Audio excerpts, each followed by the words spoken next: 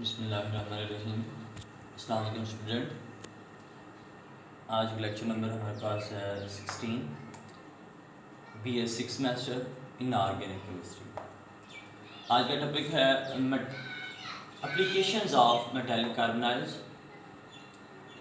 सबसे पहले हमें बताना चाहिए मेटालिक कार्बोनाइल्स होते क्या हैं।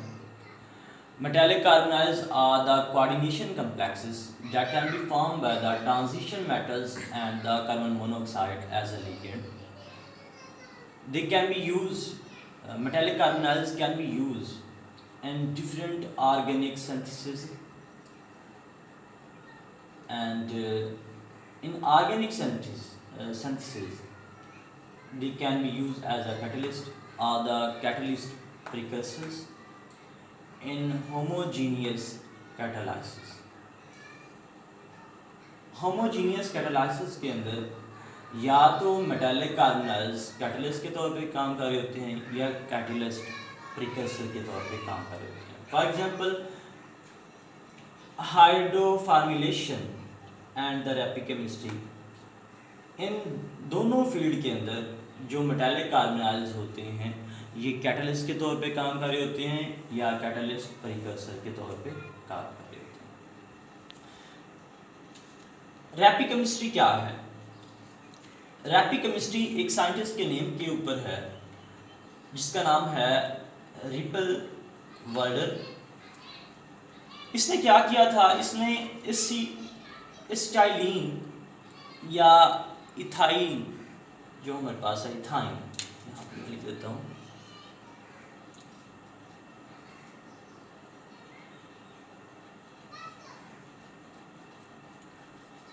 एसिटाइलिन या इथाइन को बनाया था by using metallic carbonyls as a catalyst. इनके मेटालिक कार्बोनाइल को एज अ कैटलिस्ट यूज करते हुए इसने एसिटाइलिन या इथाइन बनाई थी। Metallic carbonyls can be used in the metallurgical processes. What is meant by metallurgy?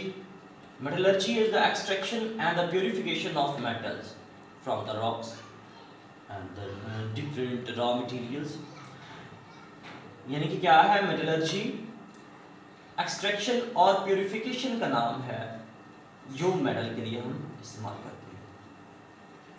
Like uranium और निकल जो होता है, ये मेटल हम रॉ मटेरियल से निकालते हैं, एक्सट्रैक्ट करते हैं, उसे प्योरीफाई करते हैं। ये जो सारा प्रोसेस होता है उसको हम मेटलर्जिकल प्रोसेस कहते हैं। तो यहाँ पे मेटालिक कार्बोनाइल्स को हम यूज़ करते हुए इन मेटल को हम एक्सट्रैक्ट करते हैं, प्योरीफाई करते हैं। सबसे जो इम्पोर्टेंट काम जो इस मुल्क पाकिस्तान को डॉक्टर अब्दुल कदीर खान ने एटमी पावर बनाने के लिए किया था, वो क्या था? यही एक्सट्रैक्शन एंड प्यूरिफिकेशन था। उन दिनों के अंदर सिर्फ एक ही साइंटिस्ट था, डॉक्टर अब्दुल कदीर खान, जो जानता था कि यूरेनियम जो है, यूरेनियम 238 उसका जो आइसोटोप है उसको हमने किस तरह एक्सट्रैक्ट करना है, किस तरह हम प्योरीफाई कर सकते हैं। यूरेनियम के हमारे पास डिफरेंट आइसोटोप हैं। Uranium 238, uranium 235, uranium 239, uranium 233। ये हमारे पास डिफरेंट आइसोटोप्स हैं यूरेनियम के, ये हर जगह पे पाए जाते हैं। इनके अंदर जो यूरेनियम 238 है ये एफिशिएंट रेडियोएक्टिव है, इनके सबसे ज़्यादा रेडियोएक्टिव है और सबसे ज़्यादा अबंडेंस में पाया जाता है। इसकी अबंडेंस कितनी होती है? 98.9% अबंडेंस है इसकी। यूरेनियम 235 की 0.9% अबंडेंस है। इसी तरह यूरेनियम 239 और यूरेनियम 233 की जो अबंडेंस है 0.03% है इस यूनिवर्स के अंदर। तो सिर्फ और सिर्फ जो डॉक्टर अब्दुल कदीर खान था वो जानता था कि यूरेनियम 238 को इन सारे आइसोटोप से हमने किस तरह एक्सट्रैक्ट करना है ताकि उसे हम रेडियोएक्टिविटी के अंदर इस्तेमाल कर सकें और बम की फॉर्मेशन कर सकें। तो ये मेटलर्जी होती है, extraction of and the purification of metals. Metal can be वहाँ पे हमारे पास रेडियोएक्टिव हो सकती हैं और नॉन रेडियोएक्टिव भी हो सकती हैं। आगे इसका यूजेज है प्योरिफिकेशन ऑफ निकल by the process of modes. Modes process के अंदर निकल को हम प्योरीफाई करते हैं, यानी कि निकल को हम यूज़ करके जब प्योरीफाई हो जाती है निकल को हम यूज़ करके निकल टेट्राकार्बोनाइल भी बना सकते हैं। इसी तरह इन अदर वर्ड निकल टेट्राकार्बोनाइल को यूज़ करते हुए हम प्योर निकल भी बना सकते हैं। ये दोनों प्रोसेस हो सकते हैं, यानी कि निकल को यूज़ करते हुए निकल टेट्राकार्बोनाइल भी बना सकते हैं और निकल टेट्राकार्बोनाइल को यूज़ करते हुए हम निकल प्योरीफाई कर सकते हैं, वहाँ से निकल भी एक्सट्रैक्ट कर सकते हैं, प्योरीफाई कर सकते हैं।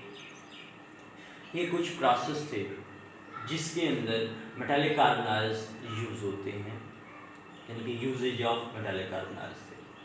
आगे हम आते हैं, आज का हमारा जो इस एपिसोड के अंदर नेक्स्ट टॉपिक है जिसको हमने डिस्कस करना है वो है introduction of metallic nitrosyl complexes. Metallic nitrosyl complexes are those complexes which contain the NO positive and NO negative ion as a ligand। ये जो नाइट्रोसाइल हमारे पास ग्रुप है ये पॉजिटिव नेगेटिव दोनों के अंदर पाया जाता है एज अ लिगेंड। अगर पाया जाता है किसी भी कम्प्लेक्स कंपाउंड को कंपाउंड के अंदर तो उसे हम मेटालिक नाइट्रोसाइल कम्प्लेक्सेस कहते हैं। यहाँ पे हम स्ट्रक्चर देखें नाइट्रोसाइल ग्रुप का तो हमारे पास यहाँ पे नाइट्रोजन के ऊपर 5 इलेक्ट्रॉन थे तो उसने 2 इलेक्ट्रॉन ऑक्सीजन के साथ यूज़ किए हुए हैं और बॉन्ड बनाए हुए। एक हमारे पास पाई बॉन्ड है और एक हमारे पास सिग्मा बॉन्ड है, तो बाकी 3 जो इलेक्ट्रॉन हैं वो वैसे के वैसे पड़े हुए हैं। 2 जो हमारे पास इलेक्ट्रॉन है 2 इलेक्ट्रॉन तो लोन पेयर की फॉर्म में, एक इलेक्ट्रॉन अनपेयर्ड है, 2 पेयर्ड एक अनपेयर्ड। तो यहाँ पे फॉर्मेशन ये किस तरह करता है उसे हम देख लेते हैं। ये जो NO पॉजिटिव और NO नेगेटिव आयन है ये किस तरह बनता है। यही जो हमारे पास अनपेयर्ड इलेक्ट्रॉन है इसका अगर लॉस हो जाएगा तो वो NO पॉजिटिव आयन बना देगा। अगर इसी के अंदर एक इलेक्ट्रॉन आ जाता है, ऐड हो जाता है, एक्सेप्ट कर लेता है, ये जो नाइट्रोसाइल ग्रुप है ये अगर एक इलेक्ट्रॉन एक्सेप्ट कर लेता है तो यहाँ पे ये अनपेयर्ड इलेक्ट्रॉन है ये पेयर्ड हो जाएगा, तो यहाँ पे NO नेगेटिव आयन बन जाएगा। नीचे आते हैं NO पॉजिटिव आयन किस तरह बनते हैं। When this molecule lose one unpaired electron from the nitrogen atom, तो नाइट्रोजन एटम के ऊपर अनपेयर्ड इलेक्ट्रॉन एक है तो वो वहाँ पे क्या करता है लूज करता है and convert into NO positive ion which is represented as, यहाँ पे देखें तो पहले नाइट्रोसाइल ग्रुप पर N इसके ऊपर एक अनपेयर्ड इलेक्ट्रॉन एक लोन पेयर डबल बॉन्ड है और ऑक्सीजन के साथ बॉन्ड बनाया, ऑक्सीजन के ऊपर 2 लोन पेयर है। जब एक इलेक्ट्रॉन लूज हुआ, इलेक्ट्रॉन एक लूज हुआ ये वाला, हम ये कह रहे हैं ये वाला हमने इलेक्ट्रॉन लूज कर दिया तो वहाँ पे NO पॉजिटिव आयन बना। NO पॉजिटिव आयन को हम किस तरह रिप्रेजेंट कर सकते हैं, एक इलेक्ट्रॉन यहाँ पे लूज नाइट्रोजन से हुआ है वहाँ पे पॉजिटिव चार्ज आ गया और बाकी वैसे के वैसे सारे का सारा माइनस। इसी तरह how the NO negative ion is found, तो यहाँ पे है similarly when the one electron is accepted from the metal ion the